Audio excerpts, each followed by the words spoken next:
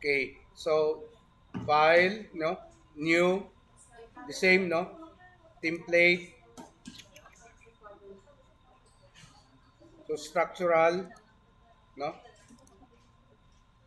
you just use the structural template, default metric. So in creating your floor slab rebars, you have to go here floor. Make sure you are using structural slab. Okay? So create. Bala na naman ha. It must be on your, what you call this one? On your beam. Okay? So this is now your slab. Automatically, it will look like this, no? So this is a one-way slab. So how to make this one two-way? You just select here, two-way. Automatically, mamo na siya. You see the difference? The difference of one-way and two-way is the arrow. Okay? So we'll use two-way slab. Okay? So it's the same process. Make a section line. Okay? And go to the section. So this is your slab. Okay? Now, on your rebar, it will be the same. Structure, rebar, load the shapes. You can use this one. No? M04. Size of that is 12. Wala sing 12. So 13 is acceptable. Okay? Then, placement, it will be on current work plane. Ano siya? Okay? Since this is a two-way slab, L over 4, L over 4. So draw a line this one first.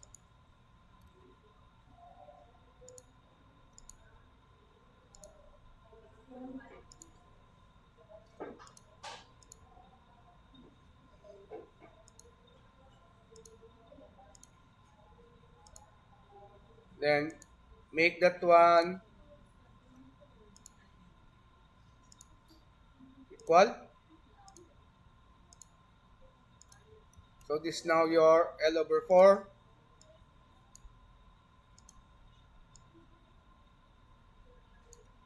Okay? Unconstrained. Make this one fine. Then you just pull this one. Not that one, ha? That is wrong. Dire.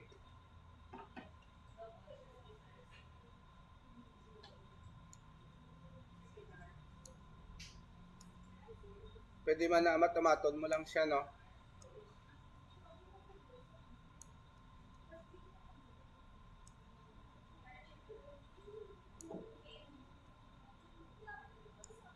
So that's it, no? The L over 4 is the start of your crank. This is what we call the crank. No? So you drag this one here. That is your crank, no? So that is one way, no?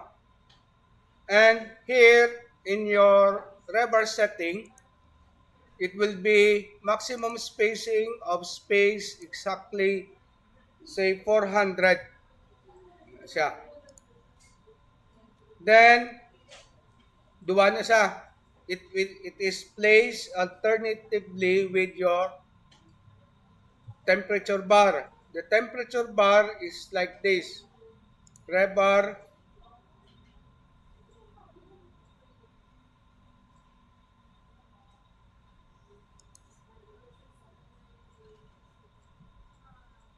is placed like this. Okay?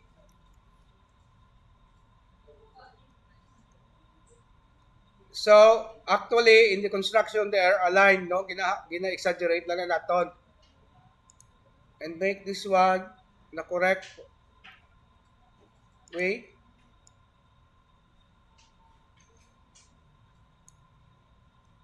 Okay?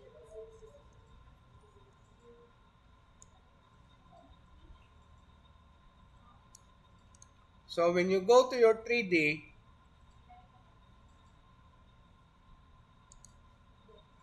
muna siya. Pero isa pa lang isa ka side, no? That will be, ang ini wala pa ni siya. That will be also same, maximum spacing 400 man. Siya. Then also you do the other way. Okay, amo nang two-way slab, correct? So how to do it? Ubra ka naman dissection mo sa piyak.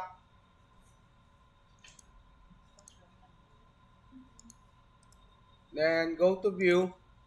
It's the same process, no? Rebar. Pwede na muna sa unahon mo.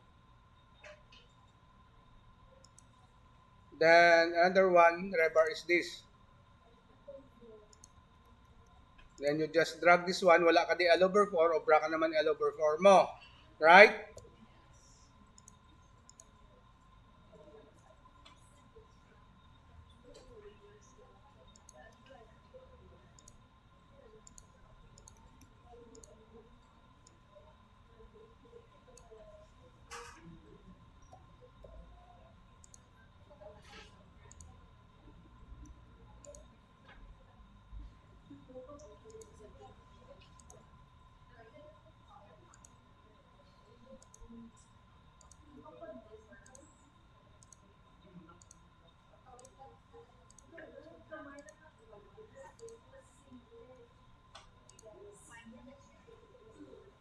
Ha?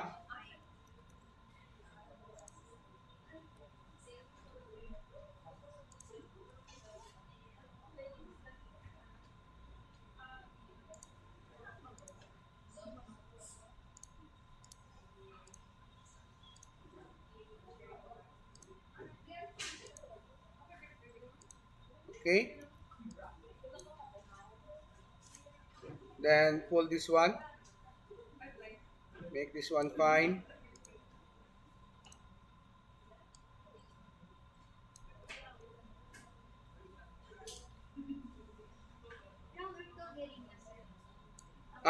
Normal na standard, 25 na siya.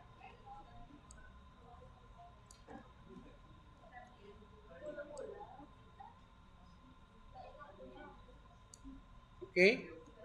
Adjust this one, L over 4. Okay. Then spacing, it will be the same.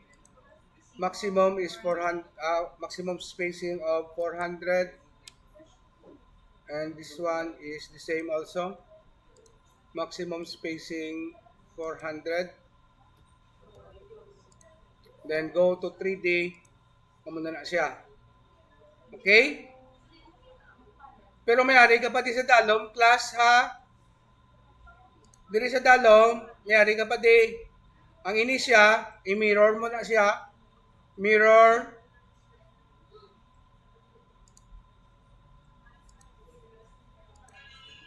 Okay? Then, pull this one down. Okay?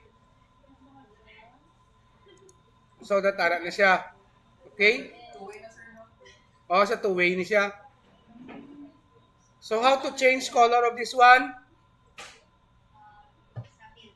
Yes. Okay? It's the same process. So, when you, this one, i-mirror mo man na sa gyapon, isa pa man lang ito ka-side mirror, magagina mo no? So, these are what we call extra bar. No, this is the crank bar, and this is your temperature bar. Okay?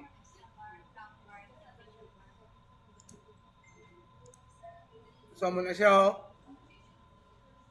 So, it-try to be, i-change ko ni siya, no?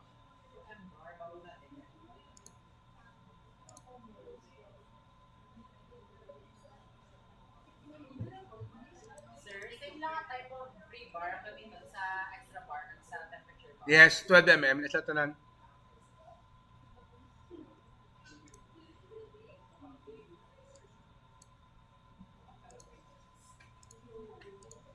Okay?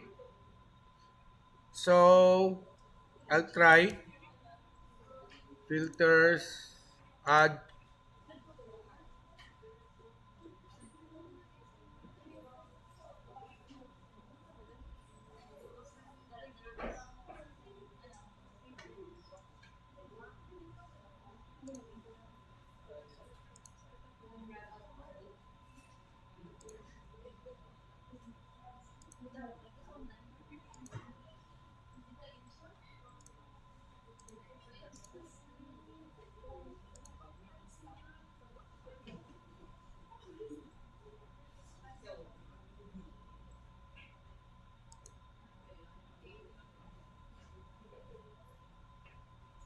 Hindi, siguro pwede. Bar diameter. Pwede. Siya pero islan mong bar diameter mo eh. So, filter 1. Okay. Add. Filter 1. Okay. Example lang niya. Then, filter. Color. So, i-green ko sabi. Mag-green sa tanan.